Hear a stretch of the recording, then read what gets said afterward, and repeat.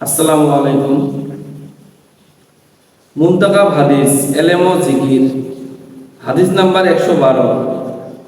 হযরত সাদ রাদিয়াল্লাহু তাআলা আনহু বলেন, আমরা রাসূলুল্লাহ সাল্লাল্লাহু আলাইহি ওয়াসাল্লামের খেদমতে বসিয়াছিলাম।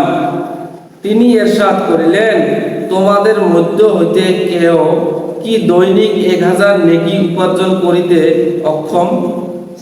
তাহার নিকট বসিয়া থাকা লোকদের মধ্য হইতে এক ব্যক্তি জিজ্ঞাসা করিল, আমাদের মধ্য হইতে কেহ দৈনিক 1000 নেকি কিভাবে উপার্জন করিতে পারে?